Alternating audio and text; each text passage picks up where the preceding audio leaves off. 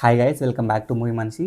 ఇప్పుడే జియో హాట్‌స్టార్‌లో ఒక మూవీ చూసిన, Telugu dubbing movie 'final destination the blood lines' అని చెప్పి. ఇంకా మూవీ స్టోరీ గురించి మాట్లాడుకుంటే, ఇద్దరు కపుల్స్ ఒక రెస్టారెంట్ ఆర్ బార్కి వెళ్తారు, చాలా ప్రీమియం బార్కి. అది హైట్ వచ్చేసి ఒక 50-60 ఫీట్ ఫ్లోర్స్లో ఉంటుంది. అక్కడ ఒక చిన్న పిల్లడు అనుకోకుండా చేసే చిన్న తీట పని వల్ల అందరూ చచ్చిపోవాల్సిన పరిస్థితి వస్తుంది. బట్ ఆ లేడీకి ఉండే ఒక ఫ్యూచరిస్టిక్ విజన్ వల్ల తను ఎస్కేప్ అవుతుంది, అందరినీ ఎస్కేప్ చేపిస్తుంది. బట్ విధి ఊరుకుంటుందా? ఈ విధి ఎట్లా అంటే, వాళ్ళందరూ చచ్చిపోవాలి, బట్ వాళ్ళందరూ చచ్చిపోకుండా బతికిరు. వన్స్ వాళ్ళందరూ చచ్చిపోయి ఉంటే వాళ్ళకు ఒక వారసత్వం ఉండేది కాదు, అంటే వాళ్ళకు ఒక బ్లడ్ లైన్ ఉండేదే కాదు. బట్ బికాస్ ఆఫ్ వాళ్ళు బతుకుండడం వల్ల వాళ్ళకు ఒక జనరేషన్ వచ్చింది, వాళ్ళ తర్వాత ఇంకో జనరేషన్ వచ్చింది. సో అల్టిమేట్గా విధి నుంచి వీళ్ళందరూ బతకగలిగిరా అంటే, ఫస్ట్ ఎవరికి లేడీ కాపాడిందో ఆ లేడీ ఇంకా బతికే ఉందా, ఒకవేళ బతుకుంటే తను ఎక్కడుంది, వాళ్ళ వారసత్వం ఎక్కడుంది, ఏం చేస్తుంది, అల్టిమేట్గా వాళ్ళందరూ బయటకు వచ్చిరా లేదా, ఇదంతా మనం మూవీలో చూస్తాం. ఆల్మోస్ట్ ఒక 5-6 డెత్ సీన్స్ ఉంటాయి. కొంచెం చూసుకోండి, ఫ్యామిలీతో చూడాలి వద్దని చెప్పి, బికాస్ చాలా అంటే చాలా వైలెన్స్గా రక్తం మొత్తం ఇట్లా బయటకు వస్తూ ఉంటుంది. కొంచెం చూసుకోండి. యాక్చువల్గా ఈ ఫైనల్ డెస్టినేషన్ పార్ట్ అనేది చాలా వైలెంట్గా ఉంటుంది, అందరు చచ్చిపోవడమే.